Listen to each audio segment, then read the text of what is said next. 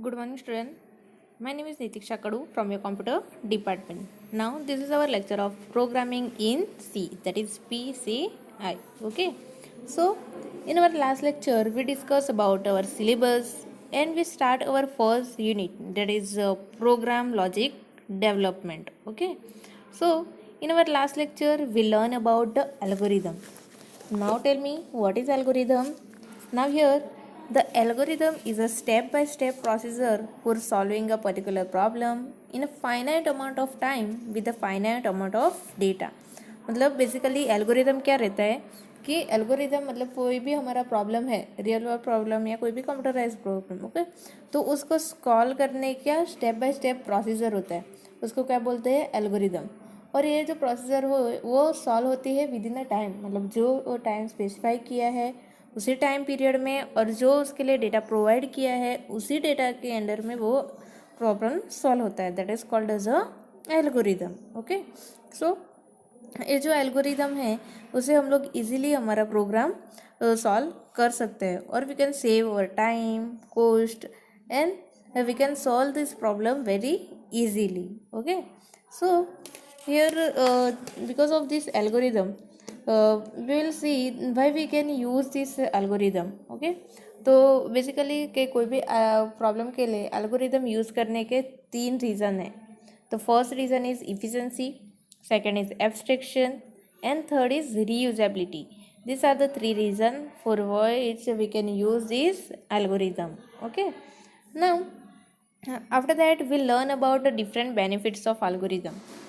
Okay, the main and most important benefit क्या है हमारे एल्गोरिदम का कि एल्गोरिदम से we can find the procedure, then we can identify the process, then major decision point and the variable that are necessary for the solving the problem. मतलब for example हम लोग कोई भी प्रॉब्लम सॉल्व करने के लिए algorithm लिखते हैं, ओके, तो उससे हमको क्या क्या आइडेंटिफाई होता है, एक तो प्रोसेस, कौन सी प्रोसेस हमको फॉलो करनी पड़ेगी, देन डिसीजन पॉइंट, मतलब कौन से पॉइंट पे हम लोग को डिसीजन लेना है, देन थर्ड है कि कौन कौन से variable we can require for solve the problem. Okay, so these are the main benefit of our algorithm. Then with the help of this algorithm we can make the decision making point we can identify, then we can inherit the result of the analysis. Okay, so these are the few benefits of algorithm that we learn in our last lecture. Okay, then we learn the properties of algorithm. Now, which are the properties of algorithm? So, here the generality, finitude and uniqueness, these are the three main properties of our algorithm. Okay, so in our last lecture we learned what is algorithm, benefits of algorithm and properties of algorithm. Okay, so now today what we learn about the algorithm problems. Here we can see the different examples of algorithm. In our previous lecture, we've seen only the one example, that is addition of two numbers. Okay, so today we are going to learn about the few examples of algorithm. So first example है write an algorithm to add two numbers entered by the user. ये जो example है हम लोग ने हमारे last lecture में भी देखा था। ओके, कि कैसे हम लोग दो नंबर्स है उसका एडिशन कर सकते हैं जो नंबर यूज़र से हम लोग को प्रोवाइड होता है। ओके, सो फर्स्ट स्टेप क्या है, first you have to start. Okay, then second step declare variable number 1 and number 2 and sum. देखो first algorithm start, first step रहेगा दैट इज स्टार्ट, और कोई भी एल्गोरिदम का लास्ट स्टेप रहेगा that is stop. तो फर्स्ट स्टेप है हमारा स्टार्ट करना है एल्गोरिदम, देन सेकंड स्टेप में हम लोग को क्या करना है कि कोई भी नंबर का एडिशन करना रहेगा तो आप लोग को तीन वेरिएबल चाहिए, एक तो नंबर 1, नंबर 2 और दूसरा वो सम जिसमें रिजल्ट स्टोर होता है। तो सेकंड स्टेप में हम लोग क्या करेंगे, हम लोग डिक्लेयर करेंगे three variable that is number 1, number 2 and sum. Okay, then third step क्या है, read the value number 1 and number 2। देखो एक तो सेकंड स्टेप में हम लोग ने वेरिएबल डिक्लेयर कर दिए, अभी थर्ड स्टेप में हम लोग क्या करेंगे, जो नंबर 1 एंड नंबर 2 है उसके लिए वैल्यू रीड करवाएंगे from the user. Okay, then what is the fourth step? Then add number 1 and number 2 and assign the result to the sum. अभी हम लोग क्या करेंगे in fourth step? We have to do the addition. तो addition कैसे करेंगे? हम लोग नंबर 1 एंड नंबर 2 को ऐड करेंगे और जो भी रिजल्ट रहेगा वो किस में स्टोर करेंगे? सम में. So sum is equal to number 1 plus number 2. Okay, this step 5 क्या रहेगा? Display the some. स्टेप 5 में क्या करना है हम लोग को? जो भी सम का रिजल्ट आया, एडिशन का रिजल्ट आया, उसको डिस्प्ले करवाना है. And in last you have to stop your algorithm. Okay, so if you want to add any two numbers, then you have to follow this step. Okay, here you have to follow this 6 step to add any number. So this is the simple algorithm to add two numbers that is entered by the user. Okay,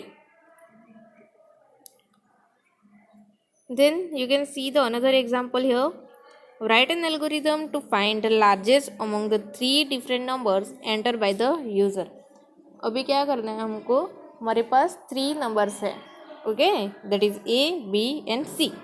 तो अभी क्या करना है कि इन तीनों number में से कौन सा सबसे बड़ा नंबर है वो हम लोग को फाइंड करना है. ओके, तो फर्स्ट स्टेप क्या रहेगा? मैंने बताया कि कोई कोई भी एल्गोरिदम स्टार्ट होता है फ्रॉम स्टार्ट. स्टेप 1 रहेगा उसका स्टार्ट. देन सेकेंड, उसमें हम लोग क्या करेंगे? 3 नंबर से हमारे पास, तो 3 वेरिएबल डिक्लेयर करेंगे, that is A, B and C. 3 number है तो कितने variable? 3, A, B and C. Third step में क्या करेंगे? हम लोग जो वेरिएबल डिक्लेयर किए हैं उसकी वैल्यू को रीड करवाएंगे. So read A, B and C.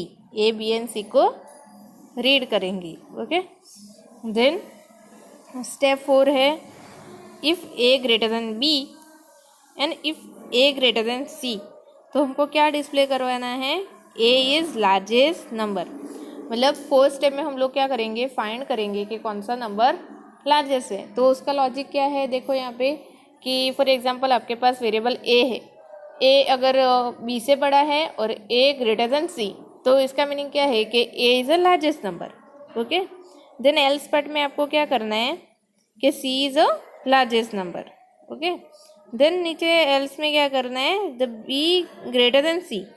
अभी क्या है कि B ग्रेटर देन C है तो आप लोग को क्या प्रिंट करना है कि B is a largest number. And if otherwise you have to print at display C is a greatest number. So ये जो आप स्टेप 4 देख रहे हो वो क्या है? लॉजिक है किसका? To find the largest number from the different numbers. Okay, then after that you have to stop. So first step रहेगा आपका स्टार्ट एंड लास्ट स्टेप रहेगा stop. So in this way you can find the largest number among the 3 different numbers that is enter by the user. Okay, समझ में आया? एकदम simple है. First आप लोग को डिक्लेयर करने पड़ेंगे 3 variable, that is ABC.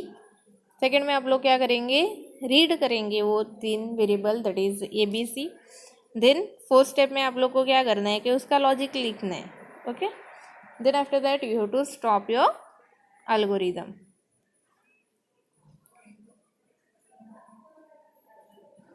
Now see the next example, that is write an algorithm to find all the root of quadratic equation ax square plus bx plus c is equal to 0. अभी क्या करना है? उसके सारे roots हम लोग को find करने. ओके, तो कोई भी एल्गोरिदम का फर्स्ट स्टेप क्या रहेगा? स्टार्ट. सो स्टेप 1 है स्टार्ट. देन स्टेप 2 में क्या करते हैं हम लोग? वेरिएबल डिक्लेयर करते हैं. सो डिक्लेयर वेरिएबल, कौन से वेरिएबल आपको यहाँ पे दिख रहे हैं? एक तो A, B, C दिख रहे हैं ना.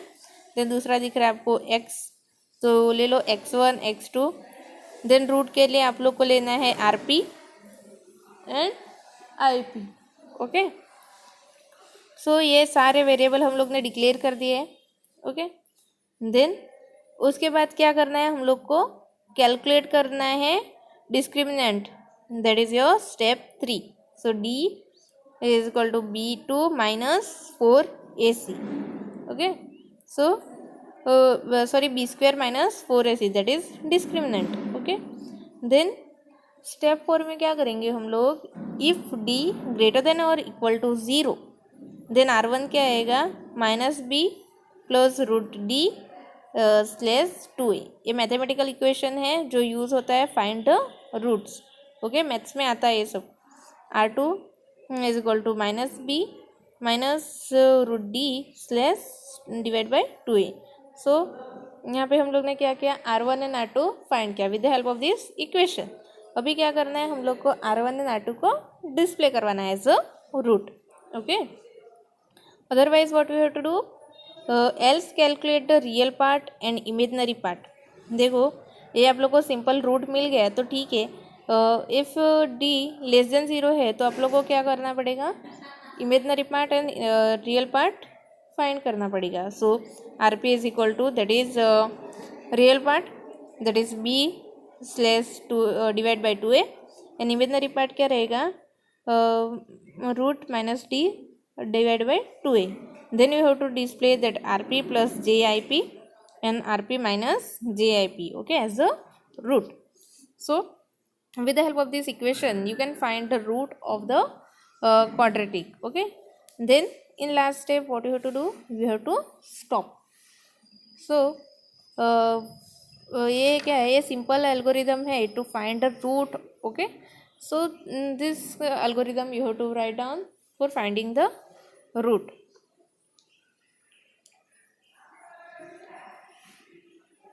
Then or algorithm number 4, that is write an algorithm to find the factorial of the number entered by the user.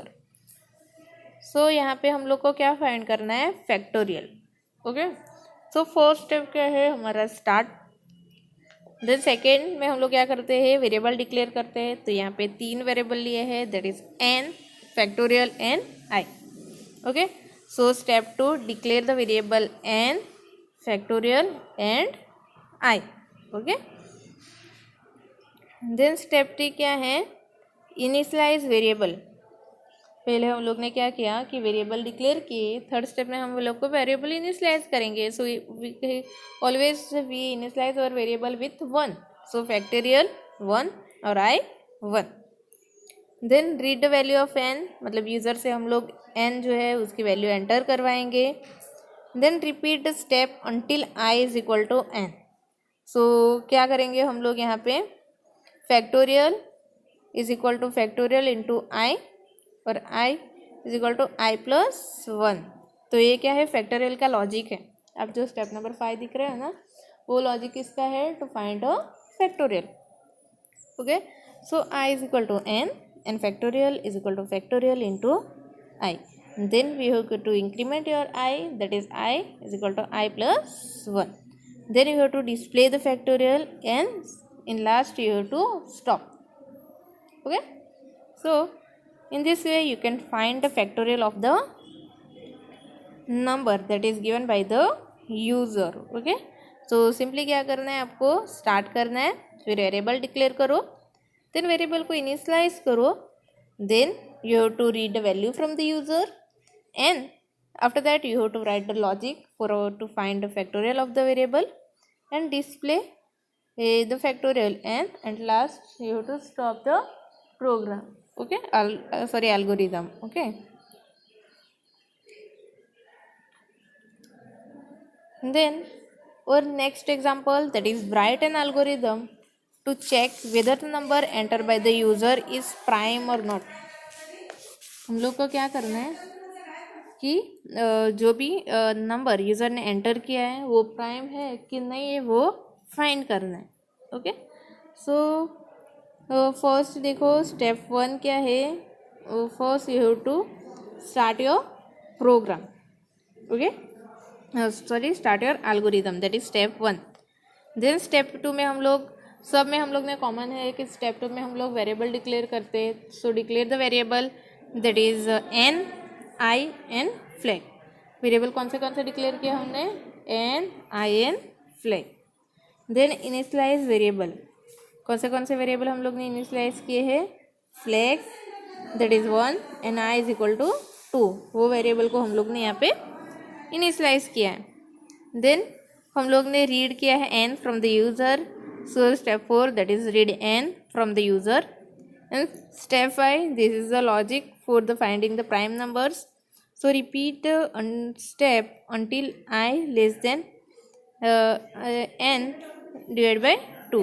So if the remainder of n divided by r is equal, then flag is equal to 0, and go to the step 6.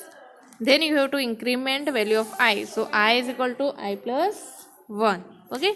So this is the logic for finding the prime numbers. So in step 6, if the flag is equal to 0, then display n is not prime, else you have to display n is prime, then you have to stop. Okay. So this is the algorithm to find whether the number is prime or not. तो prime और है कि नहीं वो find करने के लिए आप लोग को ये वाला एल्गोरिदम लिखना है। ओके, तो समझ में आया how you can write algorithm. Then next step, write algorithm to find Fibonacci series till term less than और इक्वल टू 1000। देखो यहाँ पे फिबोनाची सीरीज फाइंड करने के लिए हम लोग को क्या करना है कि एल्गोरिदम लिखना है। वो कहाँ तक हम लोग को फाइंड करना है, फ्रॉम 1000। ओके, सो स्टेप 1 है स्टार्ट। स्टेप 2 में हम लोग वेरिएबल डिक्लेयर करते हैं as always. So variable first term, second term and temp. Okay, then second में थर्ड स्टेप में हम लोग वेरिएबल को इनिशियलाइज करेंगे। So variable first term is equal to 0 and second term is equal to 1। Okay, तो variable यहाँ पे हम लोग ने डिक्लेयर कर दिए। Then step 4 that is display first term and second term.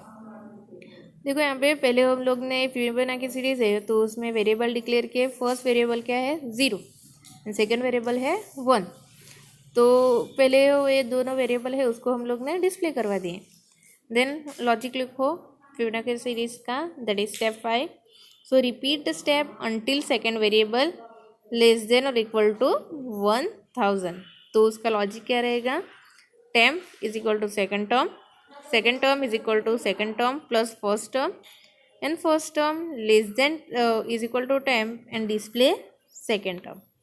देखो यहाँ पे हम लोग को क्या करना है, ये जो लॉजिक है कब तक रिपीट करना है, जब तक ये सेकेंड टर्म जो है वो लेस देन 1000 नहीं होता है तब तक हम लोग को ये रिपीट करना है स्टेप। तो उसमें हम लोग क्या करेंगे, एक जो टेम्प वेरिएबल लिया है हमने उसको मैं क्या करेंगे, उसमें सेकेंड टर्म एंटर कर देंगे।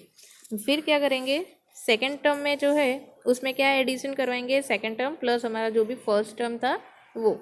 तो बेसिकली फिबोनाची सीरीज में क्या रहता है कि पहला लेटर तो आता है 0, देन 1 आता है, फिर 0 प्लस 1 का एडिशन दैट इज़ 1, ऐसे वो होता जाएगा। Okay, then we have to display that second term and last you have to stop your algorithm. So this is the algorithm for finding the Fibonacci series. Okay, so ये आज के lecture में हम लोग ने क्या पढ़ा है, we learn the different algorithms। ये जो algorithms मैंने आप लोग को एक्सप्लेन किए हैं वो आपको एक नोटबुक में या एक नोटबुक में आप लोग को लिखने हैं। Okay, so you have to make a note of this algorithm. 6 मैंने एल्गोरिदम आप लोग को करवाए ये लेक्चर में। ये 6 एल्गोरिदम जो है आप लोग को नोटबुक में लिखने हैं। ओके, ये एल्गोरिदम आप लोग को ये पीपीटी में से मिल जाएंगे। Okay, so I hope you will understand our today's topic. Thank you.